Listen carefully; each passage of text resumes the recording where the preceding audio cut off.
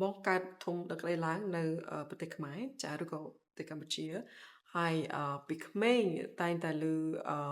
រឿងជាច្រើនជាពិសេសរឿងតាក់ទងទៅនឹងគេហៅថាគេហៅ folklores រឿងព្រេងនិទានរឿងអីចឹងហើយភាគច្រើនមិនសូវមានគេហៅថាតួនារីដែលគេហៅថាជា hero ឬក៏ heroines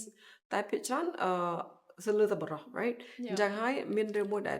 ដិតជាប់នៅក្នុងចិត្តបងហ្នឹងគឺមុនីមេខលានឹងឯងចាដែលគាត់ជា goddess of rain and lightning ហើយ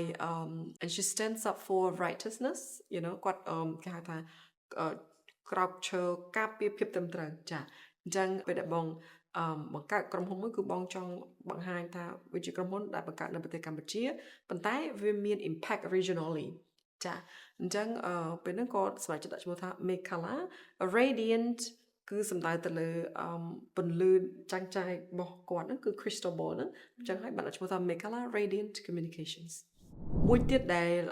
យើងផ្ដល់ទៅឲ្យអតិថិជនហើយតែជនគាត់តែងតែ back to us ហ្នឹងគឺការជឿជាក់របស់គាត់មកលើ quality of work របស់ពួកយើងចាមួយទៀតយើងមាន local insights ដោយសារ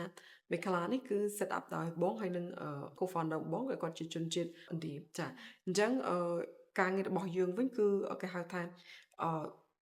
ស៊ីជាមួយគ្នាចាហើយយើងមាន local insights ខ្មែរគេថា local insights ព័ត៌មានរបស់យើងពី local បានច្រើន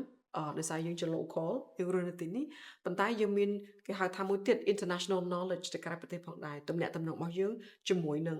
គេហៅថា stakeholders ភាគីផ្សេងៗទៀតនៅក្រៅប្រទេសក៏ពួកយើងមានដែរអញ្ចឹង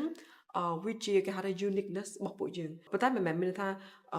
មានតែក្រុមហ៊ុនមេខាឡាមួយទេដែលផ្ដល់សេវាកម្មនឹងអត់ទេគឺមានក្រុមហ៊ុនផ្សេងៗទៀតជាច្រើននៅប្រទេសកម្ពុជាដែលគាត់ផ្ដល់សេវាកម្មភេទនឹងដែរតែចំពោះពួកយើងវិញអានេះបងនិយាយតែពីគេហៅថា unique selling points របស់ពួកយើងវិញគឺយើងមាន local insights but with international capacity ក្នុងការធ្វើ outreach ក្នុងការគេហៅធ្វើ campaign នៅក្រៅប្រទេសផងដែរអញ្ចឹងក៏បង្ហាញដែរថាប្រទេសកម្ពុជាយើងតូចមែនប៉ុន្តែក៏យើងមានអ្នកដែលគាត់មានសមត្ថភាពក្នុងការធ្វើការគេហៅថា professional ក្នុងវិស័យការ communication industry នឹងផងដែរចា៎